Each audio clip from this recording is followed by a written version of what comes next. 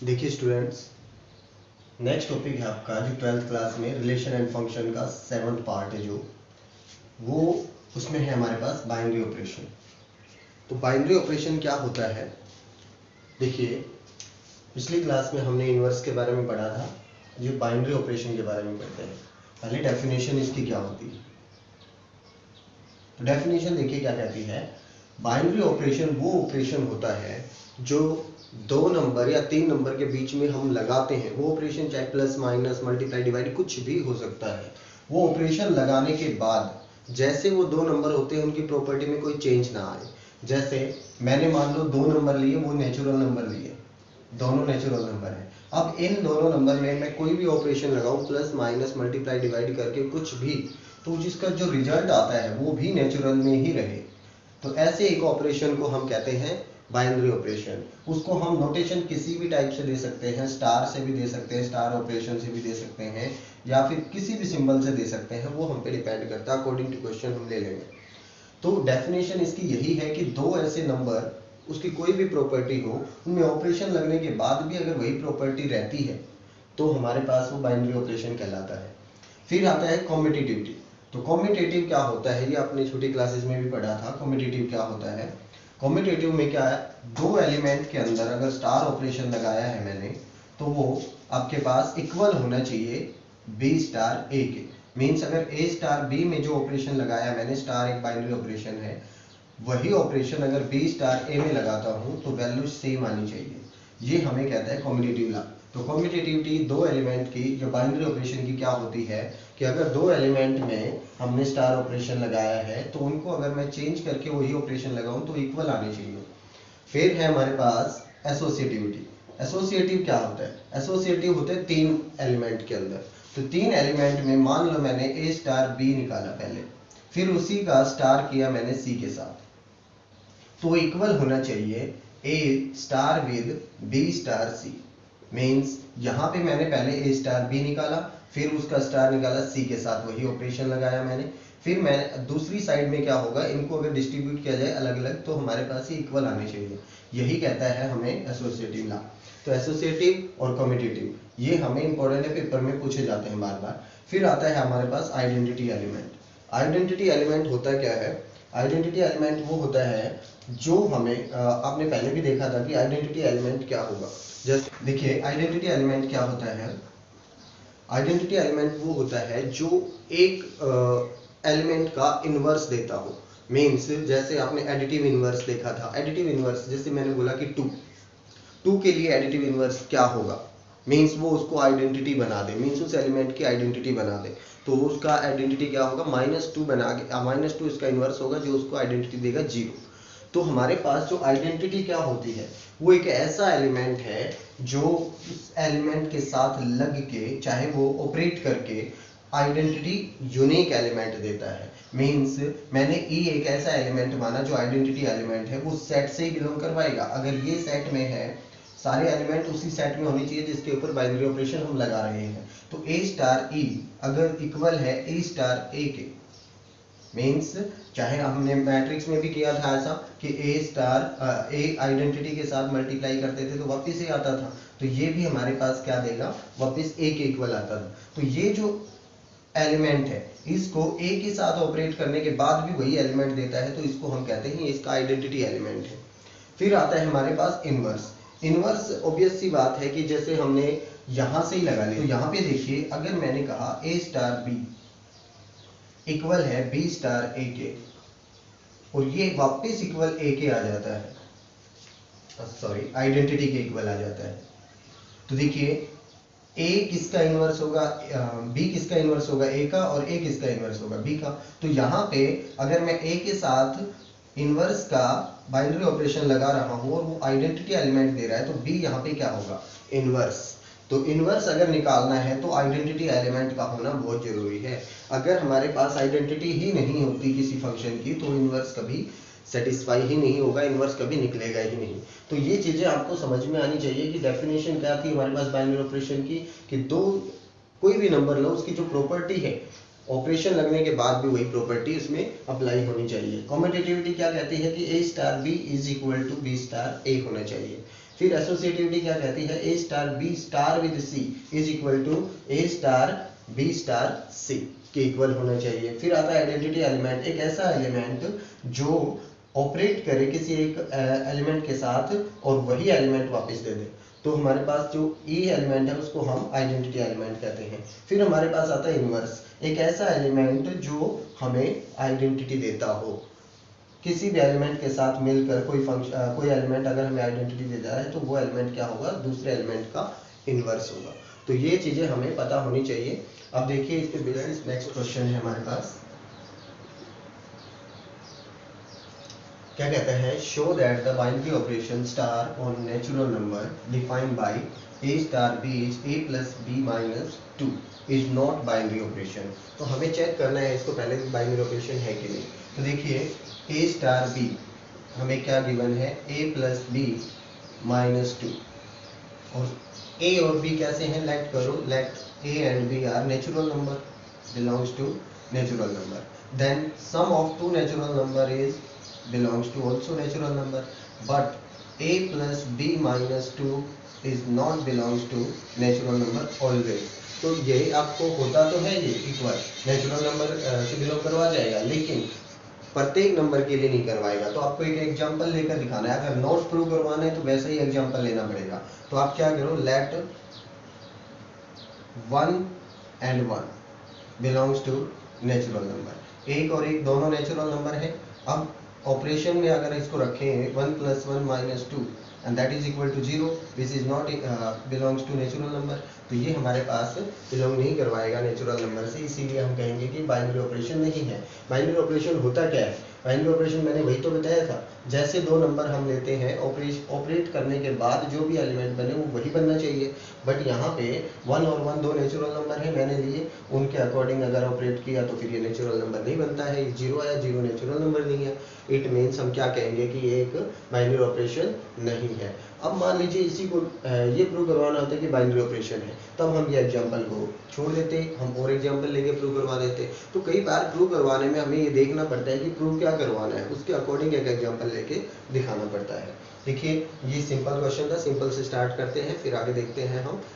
Next question देखिए, next question है हमारे पास, show that the binary operation star on R defined by a star b is equal to a plus b plus ab for all a and b belongs to real number is commutative as well as associative। Means हमें competitive और associative दोनों check करने हैं, तो prove करवाने हैं, sorry.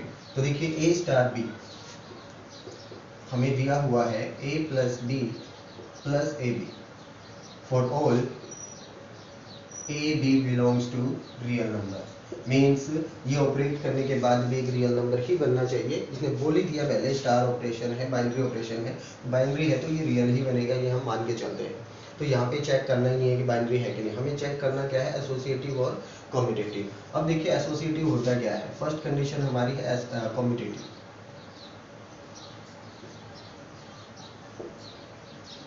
Competitive के लिए हमारे पास होना चाहिए a star b is equal to b star a। तो हम चेक करते हैं a स्टार b जो होता है वो क्या होगा हमारे पास, a plus b plus A B, और b स्टार a क्या रहेगा, b plus a plus B A.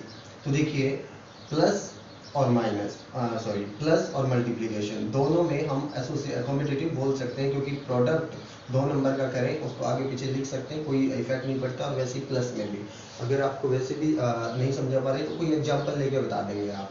Late 1 and 2 are real number, belongs to real number, तो रियल नंबर से बिलोंग करवा देंगे। फिर हम दोनों तरफ क्या करेंगे, 1 star 2 is equal to 2 star 1।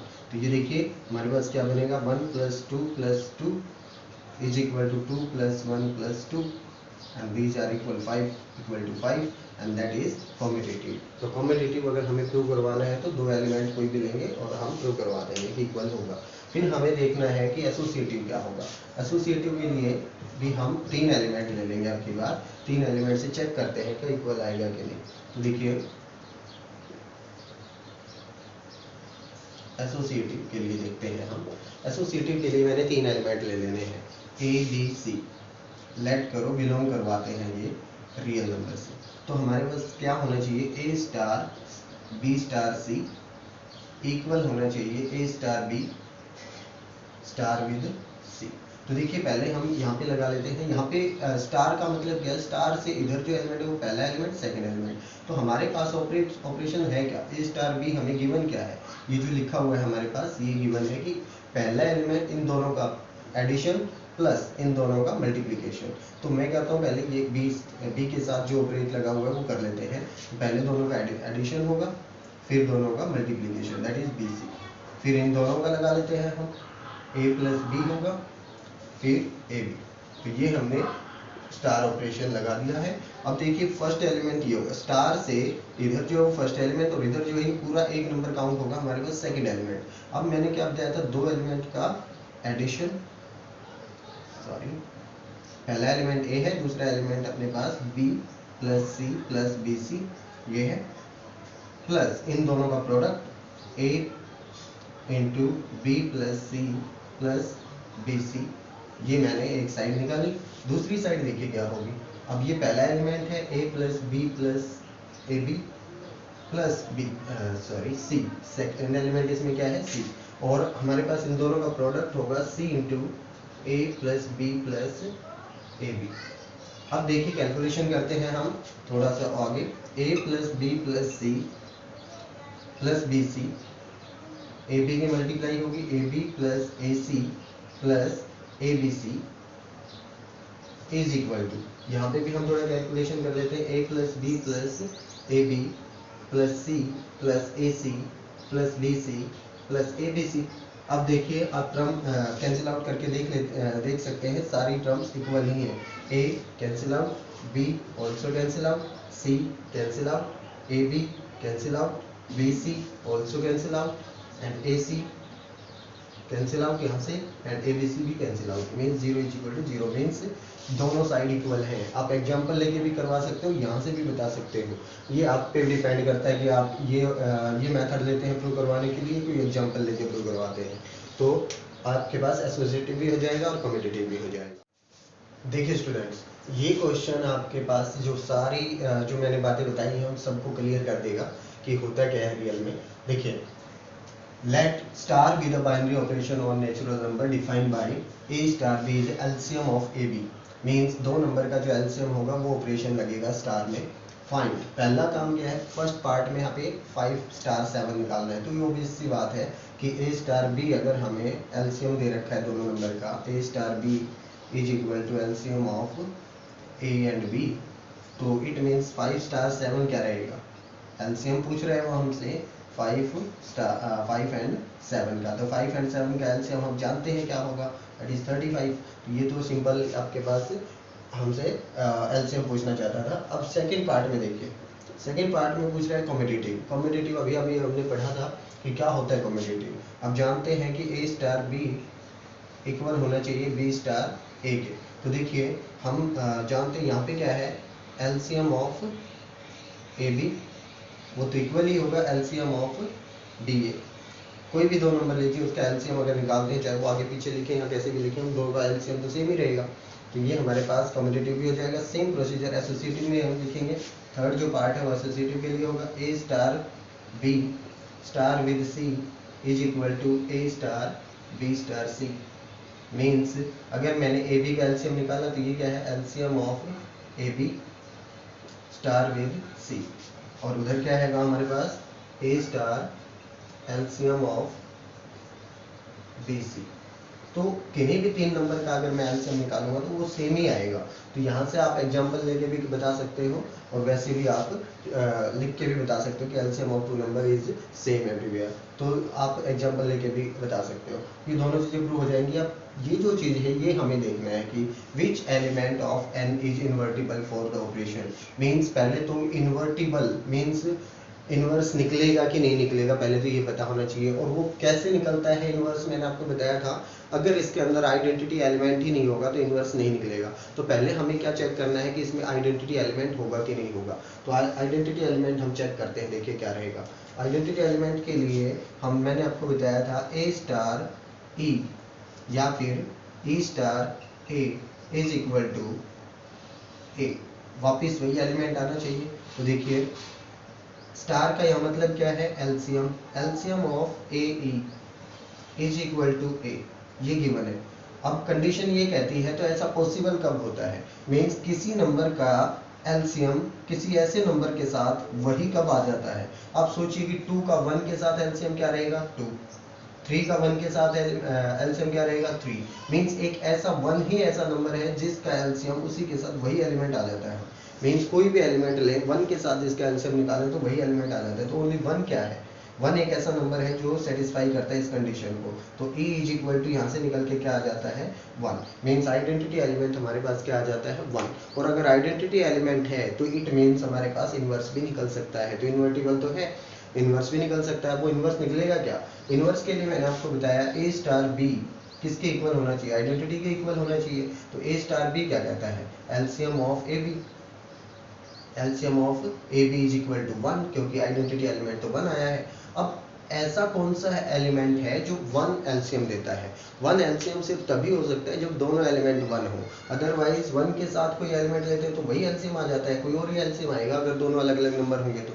लेकिन हमारे पास एक एलसीएम कब आ सकता है, तभी आ सकता है जब दोनों नंबर 1 हो। तो हमारे पास एक ही कंडीशन है कि यहाँ पे इनवर्स जो एलिमेंट है, ए तो 1 हो गया, 1 के साथ 1 का ही निकालेंगे तभी आएगा। तो ए भी इक्वल टू 1 और बी भी इक्वल टू 1। तो यहाँ पे आपके पास एक एलिमेंट ऐसा है 1 जिसके लिए फंक्शन क्या रहेगा, इन्वर्टिबल ऑपरेशन क्या रहेगा, इन्वर्टिबल रहेगा। तो आपके पास इन्वर्स निकालना भी आपने सीखा यहाँ पे, और आइडेंटिटी एलिमेंट भी निकालना सीखा, कम्यूटेटिव भी, एसोसिएटिव भी, सब कुछ आपने यहाँ पे इस क्वेश्चन में देखा है। पूरी एक्सरसाइज को आप सॉल्व करेंगे, जो भी प्रॉब्लम आती है वो हम डिस्कस करेंगे। अगर सब्सक्राइब करते हो तो नोटिफिकेशन आपको मिलती रहेगी, तो जरूर सब्सक्राइब करें चैनल को, और अगर वीडियो अच्छी लगती है तो उसको लाइक जरूर करें।